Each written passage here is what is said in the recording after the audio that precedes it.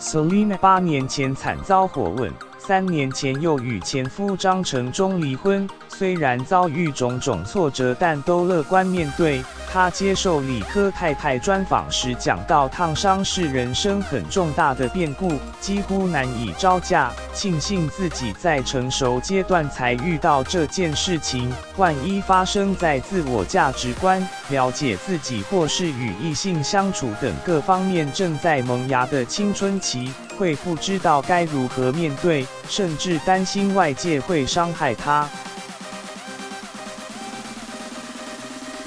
过程中 ，Selina 一度落泪。她还提到，当时有逼自己拿出理性的那一面，并强迫自己乐观面对我像小公主的那一块。跟随着我受伤，就先把它藏起来了，甚至说之前都没有讲过，因为这些都是她最近领悟出来的新东西。理科太太则安慰她，变好的这条路是要有阶段、时间及耐心，要自我探讨和摸索。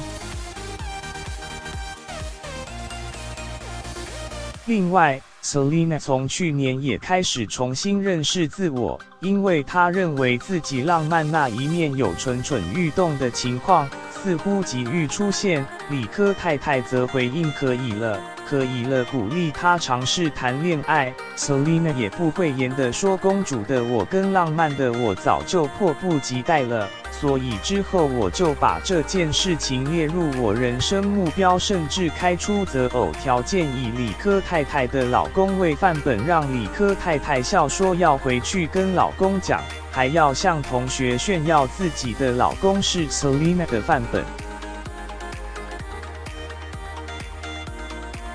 实习编辑斜线陈柏良。